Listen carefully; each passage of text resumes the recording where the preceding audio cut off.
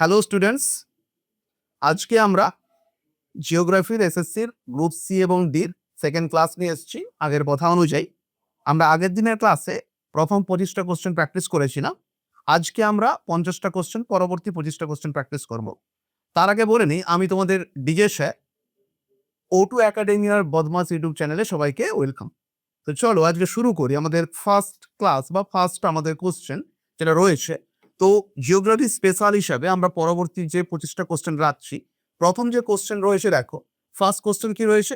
কলকাতার কাছে ঘুষুরিতে ভারতের প্রথম কার্পাস বস্ত্র বয়ন শিল্পটি কোন বছর স্থাপিত হয়?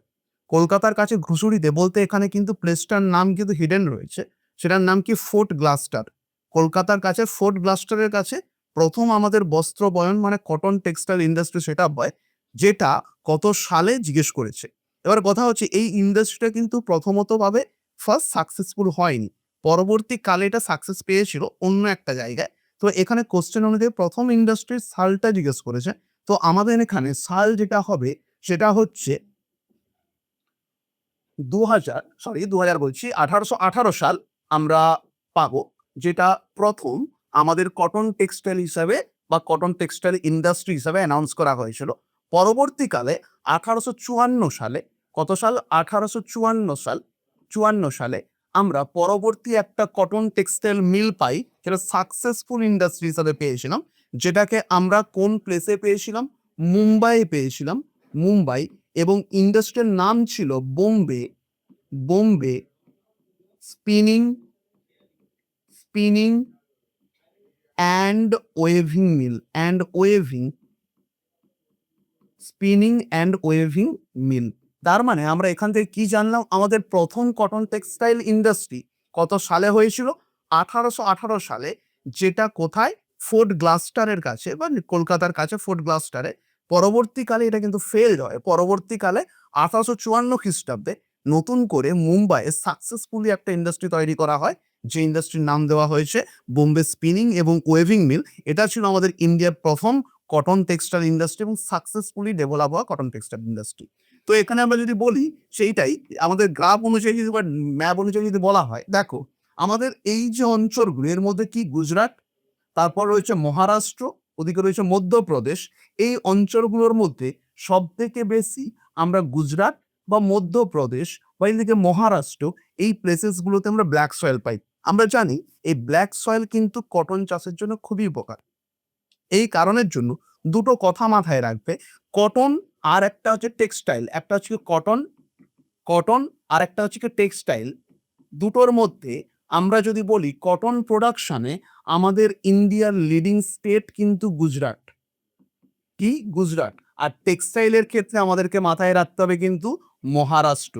ওকে, গুজরাট হচ্ছে কিসের প্রোডাকশনের রেসপেক্টে? Cotton production. আর টেক্সটাইল অর্থাৎ বস্ত্র বয়নের ক্ষেত্রে লিডিং স্টেট কোনটা? মহারাষ্ট্র। তোমাদের কাছে আমাদের একটা কোশ্চেন, যে টেক্সটাইল সিটি অফ ইন্ডিয়া কাকে বলা হয়? যারা জানো কমেন্ট করে বলবে আমাদের ইন্ডিয়ার টেক্সটাইল সিটি কাকে বলা হয়। চলে আসি আমরা পরবর্তী কোশ্চেন। নেক্সট কোশ্চেনে বলা হচ্ছে আখ চাষের কিসের উদাহরণ, বা আখ চাষ এটা কিসের উদাহরণকে বলা হচ্ছে? চারটে অপশন রয়েছে দেখো, বাগিচা কৃষি, স্থানান্তরিত কৃষি, সেচ কৃষি এবং যান্ত্রিক কৃষি। বলে রাখি আখ এটা কিন্তু একটা খারিফ ক্রপ। কি ক্রপ? এটা কিন্তু খারিফ ক্রপ, খারিফ ক্রপ। এই খারিফ ক্রপ কথার অর্থ হচ্ছে এটাই, এটা মোটামুটি ভাবে জুন মান্থ নাগাদ আমরা একে শোন করব, মানে আমরা একে লাগাতে পারি বা আমরা একে বপন করতে পারি, এবং এটা অক্টোবর অক্টোবর বা নভেম্বর নাগাদ একে আমরা কি করব? হারভেস্ট করব, হারভেস্ট আমরা করতে পারি। এই ধরনের ক্রপগুলোকে আমরা কি ক্রপ বলে থাকি? খারিফ ক্রপ বলে থাকি। সেই কথা অনুযায়ী আজ যদি খারিফ ক্রপ হয়, তাহলে এখানে কোশ্চেন অন্য করে সেটা কোন ধরনের, একে আমরা কিসের সঙ্গে লিঙ্ক আপ করতে পারি বলতো? একে আমরা বাগিচা কৃষি বা আমরা হর্টিকালচারাল ক্রপের সঙ্গে লিঙ্ক আপ করতে পারি। এবং এটা one type of cash crop, যার উপর ডিপেন্ড করে কিন্তু ব্যাপক মাত্রায় আমরা প্রফিট পেয়ে থাকি। আমাদের কথা মাথায় রাখতে হবে, আমাদের ইন্ডিয়াতে সুগার প্রোডাকশানে বা সুগার বা চিনি তৈরিতে আমাদের ইন্ডিয়ার লিডিং স্টেট কিন্তু এখন আমাদের মহারাষ্ট্র, সেকেন্ড উত্তরপ্রদেশ, আর থার্ড কিন্তু তামিলনাড়ু। মাথায় রাখবে একটা সময় ছিল যখন, যদি আমরা বলি আমাদের একটা সময় ছিল যখন আমরা এটাকে ধরে নিলাম আমাদের middle part, Northern India, Northern India আমাদের সুগার প্রোডাকশনে 1 নম্বর স্থান অধিকার করত এবং আমাদের ইন্ডিয়ার টোটাল 90% সুগার ওখান থেকেই আসতো। পরবর্তীকালে এই জিনিসটা ডিক্লাইন করেছে, মানে নর্দার্ন ইন্ডিয়ার প্রোডাকশনটা কি করেছে, ডিক্লাইন করেছে। প্রায় 35% থেকে 40%-এর কাছাকাছি ডিক্লাইন করে সাউথ ইন্ডিয়াতে চলে এসছে। এবং এখন আমাদের ইন্ডিয়ার, বললাম এখন কি সুগার প্রোডাকশনের প্রথম স্টেট কোনটা, মহারাষ্ট্র, সেকেন্ড এখানে রয়েছে উত্তরপ্রদেশ, আর আমরা এখানে পাচ্ছি কি তামিলনাড়ু। তার মানে সুগার ইন্ডাস্ট্রি বা সুগার প্রোডাকশন যেহেতু খারিফ ক্রপ, এর জন্য আমাদের কি হচ্ছে, সাউদার্ন ইন্ডিয়ার দিকে আসছে। এর কজ অনেক কিছু রয়েছে, আমরা অন্য কোনো ক্লাসে বুঝবো। চলো তাহলে আমাদের সেকেন্ড কোশ্চেনের অ্যান্সার আমরা কি পেলাম, বাগিচা কৃষি। 3 নম্বর কোশ্চেনে চলে আসি, থার্ড কোশ্চেনে যাবো। 3 নম্বর কোশ্চেন মানে আমাদের 28 নম্বর কোশ্চেন, বলা হচ্ছে দক্ষিণ গোলার্ধে সামার সলস্টিক কত তারিখ হয়ে থাকে। দক্ষিণ গোলার্ধে সামার সলস্টিক মানে আমরা এখানে সিম্পল কথা দেখো, আমাদের নর্দার্ন হেমিস্ফিয়ারে সামার সলস্টিক হয়, আবার দক্ষিণ গোলার্ধে মানে সাউদার্ন হেমিস্ফিয়ারে সামার সলস্টিক হয়। এখানে একটা জিনিস যদি আমরা লক্ষ্য করি, এই ডায়াগ্রামটা ফলো করো। দেখো এখানে ডায়াগ্রামটাতে দুটো জিনিস দেখানো হয়েছে। একটা পার্টে দেখানো হয়েছে কি সামার সলস্টিক, আর একটা পার্টে কি দেওয়া হয়েছে, উইন্টার সলস্টিক। এটা কোন গোলার্ধের রেসপেক্টে, অবভিয়াসলি এটা নর্দার্ন হেমিস্ফিয়ারের রেসপেক্টে, উত্তর গোলার্ধের রেসপেক্টে। মানে আমরা যদি এখন বলি সামার সলস্টিক মানে আমরা অনুভব করছি সামার, তার রেসপেক্টে আমরা বলছি সামার। বাট অস্ট্রেলিয়ানরা তো আমাদের সঙ্গে সামার অনুভব করবে না, তারা কোন সময় অনুভব করবে, তখন আমরা সামার অনুভব করবো, তখন তারা কি অনুভব করবে, উইন্টার। আবার তখন যারা উইন্টার অনুভব যদি তারা করে, আমরা তখন কি করবো, সামার। এবার যদি ধরে নেই আমাদের ডেটস গুলো কি কি, সেই ডেটস এর উপর ডিপেন্ড করে ধরে নাও, আগের দিনে আমরা বুঝেছিলাম, আগের ক্লাসে রেখে দেবে, সেখানে কি কি আছে এটা আমরা ধরে নিলাম। কত তারিখ, 21 মার্চ। সেখান থেকে আবার বলেছিলাম 3 মাস ইন্টারভ্যাল, আমরা নিতে পারি 21 জুন। আবার নিতে পারি আমরা কি 23 সেপ্টেম্বর। আবার নিতে পারি আমরা কি 22 ডিসেম্বর। তার মানে এখান থেকে একটা কথা আমরা বলতে পারি যে এই যে ডেটস গুলো, এই ডেটস এর রেসপেক্টে সানরেজের পারপেন্ডিকুলার অ্যাঙ্গেলগুলো কন্টিনিউয়াসলি চলছে। এবং তার সঙ্গে এটাও ঠিক যে এই ডেটগুলোতে যখন যেখানে পারপেন্ডিকুলার সানরেজ, তখন সেখানে গরম পড়বে। এবারে যদি আমরা বলি 21 জুন তারিখ নাগাদ নর্দার্ন পার্টে মানে ট্রপিক অফ ক্যান্সারের উপর সূর্যরশ্মি উল্লম্বভাবে পতিত হচ্ছে, তার মানে আমরা কি অনুভব করব, আমরা গরম অনুভব করব, তাহলে এটা আমাদের কাছে সামার। তখন সাউদার্ন পার্টে দেখো সূর্যরশ্মি থেকে অনেকটা দূরে, তখন সেখানে কি উইন্টার। বাট এখানে কি কোশ্চেন করে দিয়েছে যে দক্ষিণ গোলার্ধে সামার সলস্টিক, বলে দক্ষিণ গোলার্ধে যদি সূর্য থাকে তখন দক্ষিণ গোলার্ধের কাছে কি সামার। তার মানে এখানে ডেট কত তারিখ হবে, দক্ষিণ গোলার্ধে সামার সলস্টিক কত তারিখ হবে, সেটা হবে কি 22 ডিসেম্বর। Option A 22 December. কারণ এখান থেকে একটা জিনিস পরিষ্কার, যখন নর্দার্ন হেমিস্ফিয়ারে সামার সলস্টিক, তার অপোজিট 22 ডিসেম্বরটা হচ্ছে উইন্টারে। অপোজিট সাইডে সাউদার্ন হেমিস্ফিয়ারে তখন কি চলছে, তখন সাউদার্ন হেমিস্ফিয়ারে 22 ডিসেম্বর, সাউদার্ন হেমিস্ফিয়ারে তখন আমরা কি বলবো, সামার সলস্টিক। ঠিক সেম ভাবে আমাদের ইন্ডিয়ার রেসপেক্টেও রিভার্স চেঞ্জেস হয়ে যায়। কারণ এই ম্যাপটা থেকে দেখো, এই যে সানরেজের অ্যাঙ্গেল দেখো, নর্দার্ন হেমিস্ফিয়ারে ম্যাক্সিমাম ডেজ যাচ্ছে। তার মানে আমরা এখান থেকে বলতে ট্রপিক অফ ক্যান্সারের উপর সূর্যরশ্মি তখন কত ডিগ্রি অ্যাঙ্গেলে পড়ছে, মোটামুটি ভাবে আমরা 90 ডিগ্রি অ্যাঙ্গেলে বলতেই পারি, 90 ডিগ্রি অ্যাঙ্গেলে সানরেজ পড়ছে। তার রেসপেক্টে তখন নর্দার্ন হেমিস্ফিয়ারে ডেজের পরিমাণটা কি হয়, বেশি হয়। এই কারণে জন্য 22 ডিসেম্বর, যেহেতু ট্রপিক অফ ক্যাপ্রিকনের উপর পারপেন্ডিকুলার, আর সেই অঞ্চল বরাবর যতগুলো কান্ট্রিজ তখন কি করবে, গরম অনুভব করবে। তাই দক্ষিণ গোলার্ধে সামার সলস্টিক আমরা কত তারিখ বলবো, 22 ডিসেম্বরকে বলবো। ওকে, চলো ক্লিয়ার আশা করি। পরবর্তী কোশ্চেনে যাবো, নেক্সট কোশ্চেনে চলে আসি। পরবর্তী কোশ্চেন বলতে সূর্যগ্রহণ যখন ঘটে বা সূর্যগ্রহণ কিভাবে ঘটছে তার কোশ্চেনে কি স্টেটমেন্ট দেওয়া রয়েছে। ফার্স্ট স্টেটমেন্টে বলা হচ্ছে পৃথিবী সূর্য চাঁদের মধ্যে আছে। দেখো ব্যাপারটা কি, পৃথিবী সূর্য এবং চাঁদের মধ্যে আছে। এখানে দেখো আমি একটা ডায়াগ্রাম দেখানোর চেষ্টা করি, সেখান থেকে তোমরা আশা করি বুঝতে পারবে। এখানে বলা হচ্ছে কি, এই ডায়াগ্রামটা লক্ষ্য করে দেখো, এখানে বলা হচ্ছে পৃথিবী সূর্য এবং চাঁদের মধ্যে আছে। এখানে যদি বলি পৃথিবী, দেখো এই যে পৃথিবী, সূর্য এদিকে রয়েছে সূর্য, আর অপোজিট সাইডে দিক কি রয়েছে, চাঁদ। এই যে চাঁদ, এটা মুন, এটা হচ্ছে সূর্য, তার মধ্যখানে পৃথিবী। এবার লক্ষ্য করে দেখো গ্রহণ মানে কি, গ্রহণ মানে কি আমাদের কাছে বা আমাদের চোখের সামনে অ্যাবসেন্সকে মিন করানো হচ্ছে, মানে আমরা তাকে অ্যাক্সেস করতে পারছি না বা তাকে আমরা দেখতে পারছি না, সেটাকে বলা হচ্ছে গ্রহণ। এবারে যদি বলা হয় যে পৃথিবী চলে এলো, সূর্য তার অপোজিট পার্টে চাঁদ চলে গেছে, তখন চাঁদ তো সূর্যের আলোতে আলোকিত, তার মানে পৃথিবীর ছায়া চাঁদের উপর পড়ছে, মানে চাঁদকে আমরা দেখতে পাবো না।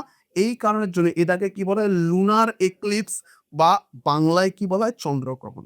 ক্লিয়ার? আমাদের এখানে কি বলেছে কোশ্চেন? সূর্যগ্রহণ। তাহলে সূর্যগ্রহণ হতে হলে কি হবে? সূর্য গ্রহণ হতে গেলে পৃথিবীর মানুষকে সূর্য থেকে আড়াল করতে হবে। তাহলে কে আড়াল করবে? মধ্যিখানে যদি চাঁদ এন্টার করে যায়। তার মানে দেখো, যদি সান, তারপরে মুন, তারপরে আর্থ চলে আসে, তখন দেখো এই পোর্শনটা দেখো অ্যাবসেন্স হয়ে যাচ্ছে, মানে ডার্কার ফেস চলে আসছে। তখনই তাকে আমরা কি বলবো? Solar eclipse. তার মানে আমাদের এখানে কি রয়েছে? সূর্যগ্রহণ। তাহলে এখানে কি বলবো? চাঁদ। সূর্য ও পৃথিবী যদি মাঝে চলে আসে, অপশন সি হচ্ছে আমাদের কারেক্ট অ্যান্সার। বাট এখানে আরেকটা জিনিস আমাদের ডায়াগ্রামে রেখেছি, সেখান থেকে বোঝার জন্য দেখো দুটো রয়েছে, একটা স্প্রিং টাইড রয়েছে আর একটা ন্যাপ টাইড রয়েছে। এটাকে বলা হয় কি? ভরা জোয়ার। আর এটাকে বলা হয় কি? মরা জোয়ার। ভরা জোয়ার বলতে কি? যখন যখন আমাদের এটা কি সান, এদিকেও এটা কি সান, সান, মুন এবং তারপরে পৃথিবী, সূর্য, চাঁদ, তারপরে পৃথিবী। তার মানে কি? পৃথিবীর উপর সূর্যেরও আকর্ষণ পড়ছে, চাঁদেরও আকর্ষণ পড়ছে। তখন কি হচ্ছে? স্ফীতিটা অনেকটা বেশি হবে। একে আমরা কি বলবো? Spring tide. আবার যদি রাইট অ্যাঙ্গেলে চলে আসে, মানে সূর্য, পৃথিবী, চাঁদ এই রাইট অ্যাঙ্গেলে চলে আসে, তখন দেখো সূর্য একদিকে পৃথিবী থেকে টানছে, আবার চাঁদও টানছে। এর ফলে কি হচ্ছে? যেটা বেড়ে যাওয়ার কথা ছিল সেই জিনিসটার স্ফীতি হতে পারছে না। তখন তাকে আমরা কি বলবো? টাইড, বা আমরা কি বলছি? মরা জোয়ার। তারপর আমাদের কোশ্চেনে সূর্যগ্রহণের ক্ষেত্রে কি বলছি? চাঁদ সূর্য এবং পৃথিবীর মধ্যিখানে চলে আসবে। ক্লিয়ার? চলো পরের কোশ্চেনে চলে আসি। নেক্সট কোশ্চেনে যাব। পরের কোশ্চেনে বলা আছে সেরিকালচার কথাটির কার সাথে সম্পর্কিত? সেরিকালচার, এটা বলার কিছু নেই, তোমরা সবাই জানো। সেরিকালচার বেসিক্যালি আমাদের যায় কোন চাষের সঙ্গে? সেটা হচ্ছে রেশম চাষের সঙ্গে। কোন চাষের সঙ্গে? রেশম চাষের সঙ্গে। তাহলে বাকিগুলোর সঙ্গে কি কি আছে? এই যেমন মৌমাছি চাষকে আমরা কি বলে থাকি? মৌমাছি চাষকে আমরা কি বলে থাকি? অ্যাপিকালচার। দেখো এখানে অনেকগুলো টার্ম রয়েছে, একটু তোমরা স্ন্যাপ নিতে পারো বা একটু তোমরা দেখে নিতে পারো। এখানে দেখো agriculture, cultivation of rearing of soil and অ্যানিমেলসকে বলা হচ্ছে। হর্টিকালচার আমরা কাকে বলছি? ফ্রুটস, ভেজিটেবল, ফ্লাওয়ার্স এটসেট্রাকে বলা হচ্ছে। পরবর্তী ফ্লোরিকালচার তাকে বলা হচ্ছে, ফ্লাওয়ার কাল্টিভেশনকে বলা হচ্ছে। নেক্সট অ্যারবিকালচার বা অ্যাপিকালচার, তো অ্যাকুয়াকালচার, অ্যাভিকালচার, পিসিকালচার, প্রতিটা কিছু না কিছু কাল্টিভেশনের টেকনিক্সকে মিন করা হচ্ছে। তার মানে এখানে আমাদের সেরিকালচার কি? রেশম চাষ, মানে অপশন কে এটাকে আমরা মেনশন করছি। ক্লিয়ার? পরবর্তী চলে এসো, নেক্সট কোশ্চেনে যাব। পরবর্তী কোশ্চেনে বলা হচ্ছে দারুচিনির দ্বীপ কোন দেশকে বলা হয়? দারুচিনি, এটা কোন দেশকে বলা হচ্ছে? আমরা পরিষ্কার কথা একটা কথা মাথায় রাখবো এখানে, দারুচিনি সব থেকে বেশি হয় বা মোটামুটি ভাবে খুব ফেমাসিটি পেয়েছে শ্রীলঙ্কা। এই জন্য শ্রীলঙ্কাকে বলা হয় কি? দারুচিনির দ্বীপ। যেমন নরওয়েকে বলা হয় দ্য ল্যান্ড অফ মিডনাইট সান, বা এখানে যেমন আন্দামানকে বলা হয় দ্য ল্যান্ড অফ জারোয়া, ঠিক সেম ভাবে শ্রীলঙ্কাকে আমরা কি বলে থাকি? দারুচিনির দ্বীপ বলা হয়। পরিষ্কার কথা। নেক্সট কোশ্চেনে আসছে কি? ভারতের সবচেয়ে বড় বা সবচেয়ে বেশি উপজাতি গোষ্ঠী কোনটি? এটা আমাদের অ্যাকর্ডিং টু 2011 এর সেন্সাস অনুযায়ী আমাদের সব থেকে বেশি যে আমাদের কমিউনিটি বা যে ট্রাইবাল কমিউনিটি আমাদের ইন্ডিয়াতে রয়েছে, সেটাকে আমরা কি বলবো? ভিল। আমরা কি বলছি সেটাকে? আমরা বলছি সেটাকে ভিল। ভিল কমিউনিটি আমাদের ইন্ডিয়ার সব থেকে ফার্স্ট 1 নম্বর র্যাঙ্কে রয়েছে, অর্থাৎ পপুলেশনের রেসপেক্টে সব থেকে প্রথম। সেকেন্ড কোন স্থানে রয়েছে? সেকেন্ড রয়েছে গোন্ড। সেকেন্ড রয়েছে গোন্ড। এবং থার্ড রয়েছে কে? থার্ড র্যাঙ্কে রয়েছে কে? সাঁওতাল। ওকে, থার্ড র্যাঙ্কে রয়েছে কে? সাঁওতাল। তাহলে ফার্স্ট সব থেকে বেশি কোন ট্রাইবাল কমিউনিটি রয়েছে? ভিল। সেকেন্ড রয়েছে গোন্ড এবং থার্ড রয়েছে কি? সাঁওতাল। এখানে থারুর এই যে কমিউনিটি, এগুলো পাওয়া যায় বেসিক্যালি উত্তরাখণ্ডে, তারপরে উত্তরপ্রদেশ, তারপরে হরিয়ানা, এই অঞ্চলগুলোতে থারুর কমিউনিটি বা থারুর ট্রাইবাল কমিউনিটিগুলো পেয়ে থাকি। ক্লিয়ার? তাহলে কোশ্চেন অনুযায়ী আমাদের কোনটা অ্যান্সার হলো? ভিল, এটা ফার্স্ট অপশানে। সেকেন্ড গোন্ডে রয়েছে, বাট গোন্ড হচ্ছে আমাদের according 2011 census second populous community, and third populous হচ্ছে কি? সাঁওতাল। চলো পরবর্তী কোশ্চেনে চলে আসি। আচ্ছা, এখানে ডায়াগ্রাম অনুযায়ী কিন্তু দেখো ভিলের অবস্থানগুলো দেখানো হয়েছে, সেটা একটু তোমরা দেখে নিও। রাজস্থান, মধ্যপ্রদেশ এলাকা অঞ্চলে আমরা কিন্তু ভিল ট্রাইবাল কমিউনিটিগুলোকে দেখতে পাই। ক্লিয়ার? চল নেক্সট কোশ্চেন আসি। পরবর্তী কোশ্চেন আমরা যেটা যাবো, নেক্সট কোশ্চেনে বলা আছে পৃথিবীর সবচেয়ে বৃহত্তম এবং উষ্ণ মরুভূমির নাম কি?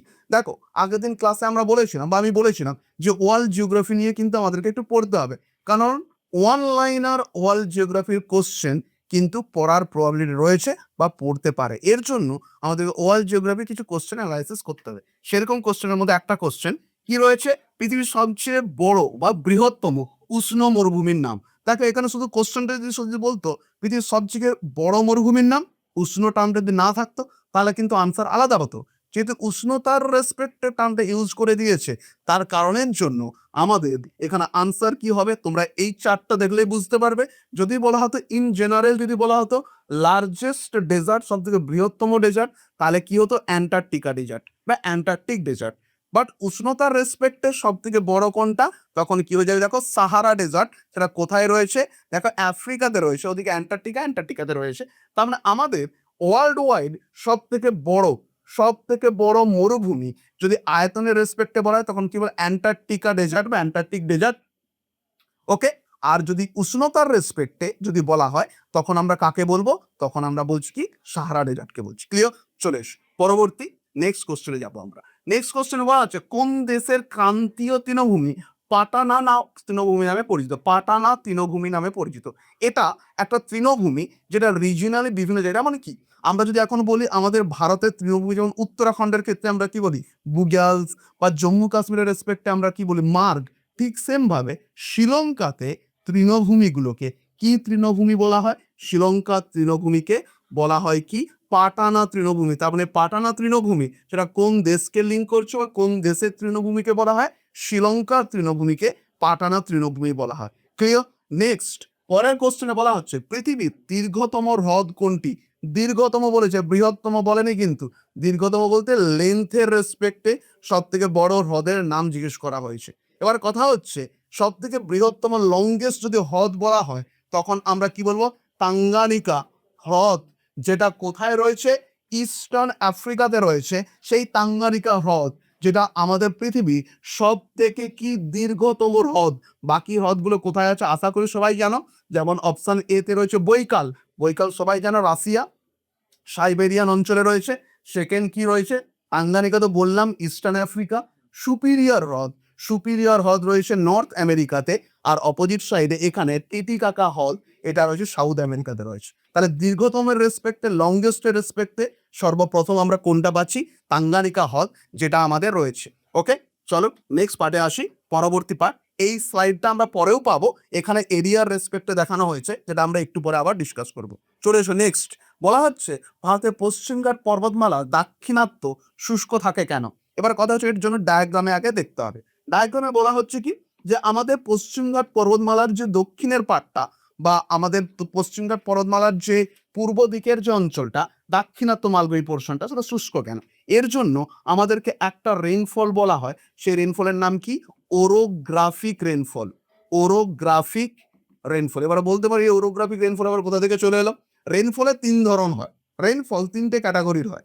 এক নম্বর কি, প্রথম হচ্ছে কনভেকশনাল রেইনফল, যাকে বাংলায় বলা হয় কি পরিচলন বৃষ্টিপাত। দু নম্বর কি বলা হচ্ছে ওরোগ্রাফিক রেইনফল, যাকে বাংলায় বলা হয় কি শৈলক্ষেপ বৃষ্টিপাত। তিন নম্বর কি বলে সাইক্লোনিক রেইনফল, বা যাকে বাংলায় আমরা কি বলতে পারি ঘূর্ণাবর্ত বৃষ্টিপাত। কনভেকশনাল রেইনফল বলতে কি, সূর্যের তাপ, আমরা ছোটবেলা পড়েছিলাম না, সূর্যের তাপে জলপৃষ্ঠ গরম হলো, বাষ্পীভূত হয়ে উপরে গিয়ে কনডেনশন প্রক্রিয়া ঘনীভূত হয়ে বৃষ্টির আকারে নেমে এলো। এটা কোন অঞ্চলে হয়, এটা বেসিক্যালি ইকুইটোরিয়াল অঞ্চলগুলোতে হয়, যেখানে আমরা বেসিক্যালি কি বলতে পারি যে এই অঞ্চলে কনভেকশনাল রেইনফলটা দেখতে পাওয়া যায়। অপোজিট সাইডে ওরোগ্রাফিক রেইনফল কি, ওরোগ্রাফিক রেইনফল হচ্ছে এটা বায়ু তার প্রবাহ পথে যদি কোনোভাবে বাধাপ্রাপ্ত হয়, ধরে নাও এই অঞ্চল বড় একটা উইন্ড যাচ্ছে, তার প্রবাহ পথে বাধাপ্রাপ্ত হলো এই হিলি এরিয়া, এই যে হিলি এরিয়াটা বাধাপ্রাপ্ত হলো, তখন এই স্লোপ বরাবর সে উপর দিকে ওঠে, মোটামুটি একটা হাইট বরাবর গিয়ে সে ঘনীভূত হবে এবং সেই স্লোপে ব্যাপক আকারে বৃষ্টির আকারে নেমে আসবে। এই যে ঢালটা, এই ঢালটাকে আমরা কি বলছি উইন্ড ওয়ার্ড, বা যাকে বাংলায় বলা হয় প্রতিবাত ঢাল। কি বলা হয় প্রতিবাত ঢাল। অপোজিট সাইডে ভেবে দেখো, ওই বায়ুটা যখন অপোজিট স্লোপে যাবে তখন এর মতন কি এত বৃষ্টিপাত আর এখানে হবে, অবভিয়াসলি এখানে কি হবে কম বৃষ্টিপাত হবে। তখন তাকে আমরা কি বলছি লিওয়ার, বা আমরা বলতে পারি রেইন শ্যাডো স্লোপ, যাকে আমরা অনুবাদ ঢাল বা বৃষ্টির ছায়া অঞ্চল বলছি। মানে জিনিসটা এমনটা ডায়াগ্রামেটিক ভাবে যদি দেখি, এটা যদি হয়, এটা আমাদের পশ্চিমঘাট পর্বতমালা, তাহলে পশ্চিমঘাট পর্বতমালার কোন ঢালে বৃষ্টিপাত বেশি হচ্ছে, পশ্চিম ঢালে বেশি বৃষ্টিপাত বেশি হচ্ছে। যখন এই বায়ুটা পূর্ব ঢালে এন্টার করছে তখন বায়ুর মধ্যে বৃষ্টিপাতটা কি অনেকাংশে কমে যাচ্ছে, মানে লো রেনফল হচ্ছে, তখনই এই অঞ্চলে কিসের সৃষ্টি হচ্ছে, ড্রাই ক্লাইমেটের সৃষ্টি হচ্ছে। আর এই অঞ্চলটাকে আমরা কি বলছি, ডেকান রিজিয়ন ভারতবর্ষের। এই কারণের জন্য পশ্চিমঘাট পর্বতমালা দাক্ষিণাত্য অঞ্চলটা বেসিক্যালি শুকনো প্রকৃতির হয়। তাহলে এখানে আমরা কি বলতে পারি, অপশন সি অনুযায়ী বৃষ্টির ছায়ার প্রভাবের কারণের জন্য দাক্ষিণাত্যের যে অঞ্চলটা সেটা ডেজার্ট বা ড্রাই এই কন্টেন্টে কনভার্ট হয়েছে। ক্লিয়ার? পরবর্তী কোশ্চেনে যাব। নেক্সট কোশ্চেনে চলে এসো। পরবর্তী কোশ্চেন যেটা পাবো সেটা হচ্ছে এশিয়ার দীর্ঘতম নদী হলো। এশিয়ার দীর্ঘতম নদী কি? এখানে আমরা যদি বলি এশিয়া আমাদের কন্টিনেন্টের মধ্যে লিঙ্ক আপ রয়েছে। এবার কথা হচ্ছে এর দীর্ঘতম নদী যদি বলা হয় তখন আমরা কি বলতে পারবো। দেখো, এর দীর্ঘতম নদী আমাদের অপশানে বা আমাদের ডায়াগ্রাম অনুযায়ী অলরেডি মেনশন করা রয়েছে ইয়াংজি রিভার। মানে ইয়াংজি রিভার হচ্ছে এশিয়ার দীর্ঘতম। বাকি অপশানগুলো চেক করব তার আগে নিচের কোশ্চেনটা চলে এসো, তাহলে বাকি অপশানগুলো চেক হয়ে যাবে। দেখো নিচের কোশ্চেনটা বলা আছে পৃথিবীর দীর্ঘতম নদী কোনটি। এখানে অপশানে রয়েছে নীল, রয়েছে কি ব্রহ্মপুত্র, রয়েছে আমাজন, আর রয়েছে কি মিসিসিপি। তাহলে এখানে পৃথিবীর দীর্ঘতম নদী বললেই আমরা কি বলবো, নীল নদ বা নাইল রিভার। অ্যামাজন নদী কখন আসবে উত্তরে, যখন বলা হবে কোন নদী largest volume of water carry করে, বেশি মাত্রায় জল নিয়ে কোন নদী বহন করছে, তখন আমরা বলছি অ্যামাজন। আদারওয়াইজ যদি লেন্থের রেসপেক্টে বলা হয় তখন বলবো নীল। আর এশিয়ার রেসপেক্টে লংগেস্ট বললে তখন আমরা কোনটা বলছি, চায়নাতে অবস্থিত ইয়াংজি রিভার। তার মানে এখানে দেখো সেই ডায়াগ্রামটা এখানে রয়েছে। টপ লংগেস্ট রিভারের মধ্যে প্রথম রয়েছে নীল, তারপরে রয়েছে অ্যামাজন, তারপরে হচ্ছে ইয়াংজি রিভার। তাহলে ইয়াংজি রিভার হচ্ছে ওয়ার্ল্ডের থার্ড লংগেস্ট আর এশিয়ার লংগেস্ট রিভার। ক্লিয়ার? পরবর্তী কোশ্চেনে যাব। নেক্সট কোশ্চেনে চলে এসে পরবর্তী কোশ্চেন যেটা আমাদের রয়েছে, বলা হচ্ছে আরাবল্লী কোন ধরনের পর্বত। চারটে অপশান রয়েছে, সবাই নিশ্চয়ই দেখার সঙ্গে সঙ্গে ভঙ্গিল পর্বত করবে, একদমই না। অপশানে কিন্তু আরেকটা দিয়ে রেখেছে, অপশানে আরেকটা কি দিয়ে রেখেছে সেটা দেখো, ক্ষয়জাত পর্বত। ক্ষয়জাত পর্বত, তার মানে এই ক্ষয়জাত পর্বত হবে অ্যান্সার। অ্যাট প্রেজেন্ট কন্ডিশনে আরাবল্লী কিন্তু ক্ষয়জাত পর্বত। বাট হ্যাঁ, এটাও ঠিক, আরাবল্লী পৃথিবীর সব থেকে পুরনো ভঙ্গিল পর্বত, এটা এখন ক্ষয়জাত পর্বতে কি হয়ে গেছে, কনভার্ট হয়ে গেছে। নেক্সট কোশ্চেন দেখো, কুমারী নদী হলো। কুমারী নদী হলো মানে কি, এখানে বলা আছে কুমারী নদী এটা কোন নদীর সঙ্গে লিঙ্ক আপ। কুমারী নদী কার সঙ্গে লিঙ্ক আপ বা কার উপনদীর কথা বলা হচ্ছে। এখানে কুমারী হচ্ছে কংসাবতী নদীর উপনদী, যেটা ওই যে বাঁকুড়া ডিস্ট্রিক্ট মুকুটমণিপুর ড্যাম, ওখানে দুটো নদী এক অপরের সঙ্গে মিল খেয়ে গেছে। তাহলে কুমারী নদী কংসাবতী নদীর কি ট্রিবিউটারি বা উপনদীর কথা আমরা বলতে পারি। ক্লিয়ার? নেক্সট কোশ্চেনে যাবো। পরের কোশ্চেনে বলা হচ্ছে পশ্চিমবঙ্গের কয়টি জেলা রয়েছে। এটা সবার কাছে পরিষ্কার, পশ্চিমবঙ্গের কয়টি জেলা। আমি কোশ্চেন করব পশ্চিমবঙ্গে কতগুলো জিআই প্রোডাক্ট রয়েছে। আমার কোশ্চেন এটা, পশ্চিমবঙ্গের কতগুলো জিআই প্রোডাক্ট রয়েছে, জিওগ্রাফিক্যাল ইন্ডিকেশন প্রোডাক্ট রয়েছে। তোমরা কমেন্ট করে বলবে কতগুলো জিআই প্রোডাক্ট আমাদের পশ্চিমবঙ্গে পাওয়া যায়। তার আগে এখানে অ্যান্সারটা নিয়ে নিই। পশ্চিমবঙ্গে কয়টি জেলা রয়েছে, টোটাল পশ্চিমবঙ্গের জেলার সংখ্যা কটা, সেটা হচ্ছে 23টা। সব থেকে নবীনতম কোনটা, পশ্চিম বর্ধমান। তার আগে কোনটা হয়েছিল, ঝাড়গ্রাম। এভাবে কিন্তু আমাদেরকে মাথায় রাখতে হবে। পশ্চিম বর্ধমান কোথা থেকে ভেঙেছিল, বর্ধমান থেকে ভেঙে পশ্চিম এবং পূর্ব, যেমন ঝাড়গ্রাম ভেঙেছিল পশ্চিম মেদিনীপুর থেকে, আবার পশ্চিম মেদিনীপুর ভেঙে হয়েছিল বা মেদিনীপুর ভেঙে হয়েছিল কি পূর্ব মেদিনীপুর। যেমন কালিম্পং ভেঙে কি হয়েছিল, কালিম্পংটা ভেঙে এসেছিল কোথা থেকে, দার্জিলিং থেকে। যেমন আলিপুরদুয়ার ভেঙে বেরিয়েছিল কার থেকে, জলপাইগুড়ি থেকে। এবং কুচবিহার যেমন একটা স্বরাষ্ট্র ছিল, সেটা ইন্ডিয়ার সঙ্গে যোগদান করেছে, ঠিক সেম ভাবে আর কি। ওকে, নেক্সট কোশ্চেনে চলেছে। পরবর্তী কোশ্চেনে যাব। নেক্সট কোশ্চেনে বলা হচ্ছে আয়তনের দিক থেকে বিশ্বের বৃহত্তম হ্রদ কোনটা। আয়তনের রেসপেক্টে সব থেকে বড় আয়তন জুড়ে কোন হ্রদটা রয়েছে।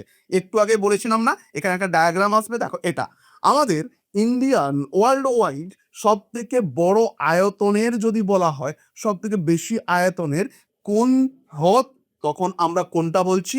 এখানে অপশন ডি অনুযায়ী দ্যাট ইজ কাস্পিয়ান সাগর বা কাস্পিয়ান লেক, এটা সি হিসাবে অ্যানাউন্স করা হয়। কাস্পিয়ান, যেটা বেসিক্যালি ইউরোপ এবং এশিয়ার বাউন্ডারি লাইন বরাবর অবস্থান করে, এটা সব থেকে বৃহত্তম। বাট মাথায় রাখবে এটা কিন্তু সল্ট ওয়াটার, এটা কিন্তু সল্ট ওয়াটার, ফ্রেশ ওয়াটার নয়, এটা কিন্তু সল্ট ওয়াটার। ক্লিয়ার? পরবর্তী কোশ্চেন রয়েছে। নেক্সট কোশ্চেন কি বলেছে, ড্যাশ হলো ভারতের পূর্বের একটি প্রতিবেশী দেশ। এগুলো তোমরা পরিষ্কার করতে পারবে। দেখো ডায়াগ্রাম অনুযায়ী এটা যদি আমাদের ইন্ডিয়ার ম্যাপ হয়, এটা যদি আমাদের ইন্ডিয়ার ম্যাপ হয়, তাহলে এটা আমাদের ইন্ডিয়ার ম্যাপ। তাহলে পূর্বের প্রতিবেশী কোনটা, এই দেখো এই অবস্থান করছে কোনটা, দ্যাট ইজ বাংলাদেশ।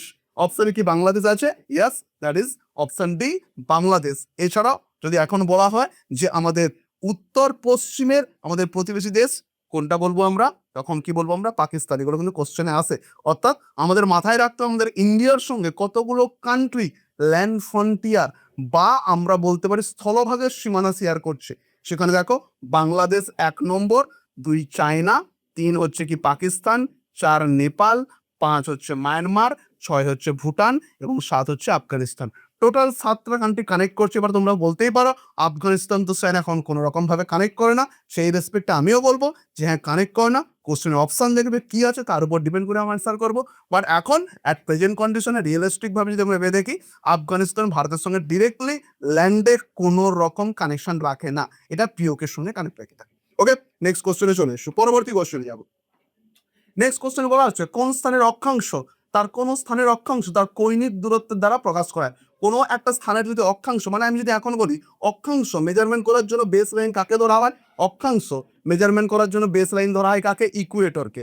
কাকে? ইকুয়েটর বা নিরক্ষরেখা। তাহলে এখান থেকে কোন একটা জায়গার অক্ষাংশ বের করব, মানে আমরা নিরক্ষীয় সমতলের উপর যদি কৌণিক মান বিল করতে পারি তবেই আমরা তার অক্ষাংশ বের করতে পারবো। তার মানে এখানে কোন রেখার উপর আমরা এই অক্ষাংশ লিখতে পারি? দেখো দক্ষিণ মেরু, উত্তর মেরু, পৃথিবীর অক্ষ আর বিষুব রেখা। তার মানে আমাদের এখানে কোনটা অ্যান্সার হবে? অপশন সি, দ্যাট ইজ বিষুব রেখা। তার মানে এই যে ইকুয়েটর, এইটাকেই আমরা বলছি যার উপর ডিপেন্ড করে কোন একটা জায়গার আমরা অক্ষাংশ মেজারমেন্ট করব। যেমন দ্রাঘিমাংশ, এটা মেজারমেন্ট করার জন্য মূল মধ্য রেখা ব্যবহার করা হয়। এটা হচ্ছে দ্রাঘিমাংশ ধরে নিই, তার এদিকে হচ্ছে ইস্ট আর এদিকটা হচ্ছে কি ওয়েস্ট। যেমন ইকুয়েটরের ক্ষেত্রে এটা হচ্ছে নর্থ আর নিচের দিকটা হচ্ছে কি সাউথ। এই কারণে জন্য আমি এখানে 30 ডিগ্রি কি লিখেছি? নর্থ লিখেছি।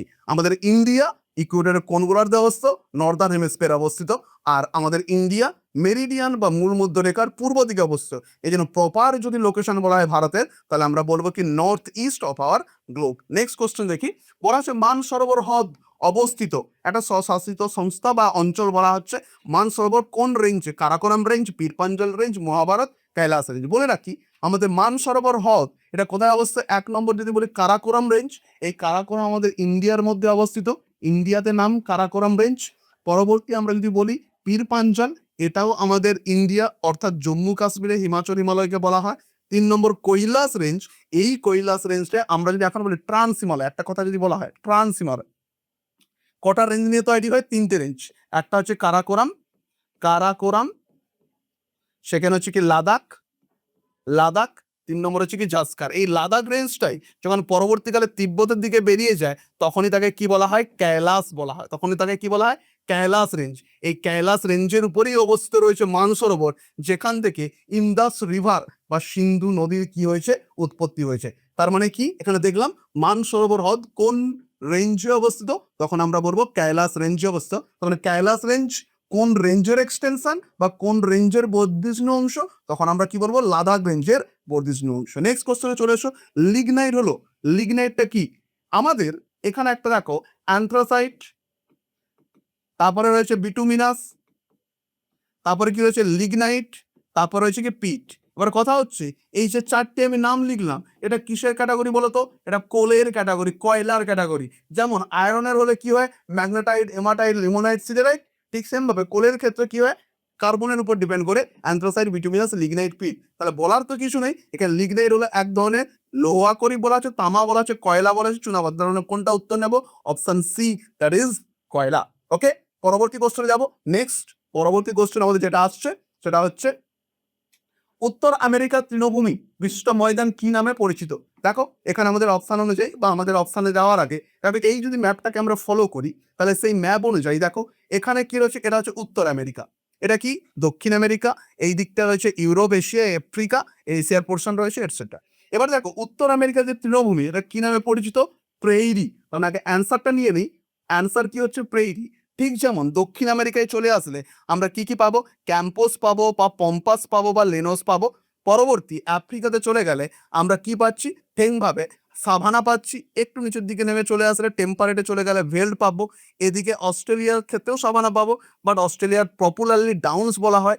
এদিকে ইউরোপের এই অঞ্চল পরে আমরা স্টেপ পাচ্ছি, পুস্তাজ রয়েছে ওদিকটাতে। তার মানে আমাদের ওয়ার্ল্ড ওয়াইড বিভিন্ন জায়গার কান্ট্রির এগ্রিকালচারাল ল্যান্ডের বা এগ্রিকালচার বলছে তৃণভূমির ক্ষেত্রে বিভিন্ন রকম নাম রয়েছে, সেগুলো এখানে রয়েছে। সেই নামগুলো এটা লিস্ট ওয়াইজও রয়েছে, কোনো সমস্যা নেই। তাহলে উত্তর আমেরিকার তৃণভূমি বিশিষ্ট ময়দানকে আমরা কি বলছি?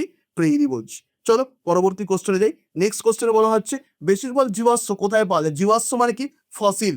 অবভিয়াসলি এটা কোন শিলাতে পাওয়া যাবে? এটা আমরা অবশ্যই ভাবে কোন শিলাতে পাবো? পাললিক শিলাতে পাবো। ওকে, কারণ গ্রানাইট ফ্রানাইট এগুলোতে পাওয়া যায় না, এগুলো সব আগ্নেয় শিলার নাম। নেক্সট কোশ্চেন বলা হচ্ছে কাঁসাই এবং কেলেঘাই মিলিত হয়ে কি তৈরি করেছে, আর কোন নদীর নাম নেওয়া হয়েছে? এখানে যদি বলা হয় যে ফার্স্ট উপরে রয়েছে দ্বারকেশ্বর, দ্বারকেশ্বর, তার নিচে রয়েছে শিলাবতী। এই দুটো নদী ঘাটালের কাছে মিলিত হয়, ঘাটালের কাছে মিলিত হয়ে পরবর্তী নাম নেয় রূপনারায়ণ, রূপনারায়ণ। ঠিক সেম ভাবে কংসাবতী এবং কেলেঘাই, কংসাবতী, কংসাবতী আর এদিকে রয়েছে কি কেলেঘাই, দুটো কোথায় মিট হয়? ট্যাংরাখালির কাছে, ট্যাংরাখালির কাছে মিট করে পরবর্তী নাম নেয় কি? হলদি রিভার। দুটোই কিন্তু পরবর্তী হুগলির সঙ্গে মিট করে। পরবর্তীকালে কি কার সঙ্গে মিট করছে? হুগলির সঙ্গে। তার মানে কংসাবতী আর কেলেঘাই দুটো ট্যাংরাখালির কাছে মিট করার পর কি নাম নিয়েছে? হলদি নাম নিয়েছে। তার মানে আমাদের এখানে অ্যান্সার অনুযায়ী অপশন কোনটা হবে? বি হবে, that is haldi river. Okay, next and last question আমাদের আজকের স্লাইডে, সেটা হচ্ছে কি নিম্নের লিখিত কোনটি দক্ষিণবঙ্গের সর্বোচ্চ শৃঙ্গ? দক্ষিণবঙ্গের সর্বোচ্চ শৃঙ্গ, সেটা আমরা আগে অ্যান্সারটা বলে নিই, তারপরে একটা জিনিস বলবো। সেটা হচ্ছে গোর্গাবুরু। এটা কোথায় রয়েছে? এটা রয়েছে অযোধ্যা হিলে। অযোধ্যা, অযোধ্যা হিলে রয়েছে, যেটা কোন ডিস্ট্রিক্টে রয়েছে? পুরুলিয়াতে রয়েছে, পুরুলিয়াতে রয়েছে। এবারে কথা হচ্ছে এটা আমাদের অ্যান্সার হলো। এবারে এখানে দেখো একটা জিনিস দেওয়া রয়েছে, এটা কিন্তু আমাদের দক্ষিণবঙ্গ নয়, এটা হচ্ছে আমাদের উত্তরবঙ্গ। উত্তরবঙ্গের সান্দাকফু যাই, সেখানে একটা আমরা টার্ম ব্যবহার করি, দ্যাট ইজ স্লিপিং বুদ্ধা। দেখো কি নামটা রয়েছে? স্লিপিং বুদ্ধা। মানে আমরা সন্দাকফু থেকে এমন একটা রেঞ্জ দেখতে পাই, মনে হয় যেন বুদ্ধ ঘুমিয়ে আছে বা শুয়ে আছে। সেখানে তিনটে রেঞ্জকে মেনশন করা বা তিনটে পিককে একদম দেখো ফ্রম দ্য লেফট। প্রথম কি রয়েছে? Kumbhakarna, that is Kumbhakarna. তারপরে মধ্যিখানে কি রয়েছে? Kanchenjunga, that is Kanchenjunga. And last কি হয়েছে? পান্ডিম, এটা হচ্ছে পান্ডিম। এই তিনটে রেঞ্জকে আমরা সান্দাকফু থেকে এক্সেস করতে পারি, তাই জন্য একে বলা হয় কি স্লিপিং বুদ্ধ। তো স্টুডেন্ট, আজকে আমরা পরবর্তী 25টা কোশ্চেন নিয়ে প্র্যাকটিস করলাম, জানিও কেমন লাগলো। এবং তার সঙ্গে একটা কথা বলে রাখি, নেক্সট আবার পরবর্তী 25টা কোশ্চেন নিয়ে আমরা আসছি। তার আগে আমরা যে কোশ্চেনগুলো প্র্যাকটিস করছি, সেই কোশ্চেনগুলো ভালো করে আমাদেরকে মাথার মধ্যে ধরতে হবে এবং জানতে হবে যে এই কোশ্চেনগুলো কেন অ্যান্সার এটা হয়েছে, এবং তার সঙ্গে ডিপলি স্টাডিও দরকার আছে। তো চলো আজকের মতো এখানে রাখলাম। নেক্সট দিন পরবর্তী 25টা কোশ্চেন নিয়ে আসবো। ততক্ষণ পর্যন্ত ভালো থেকো, সুস্থ থেকো এবং টাটা।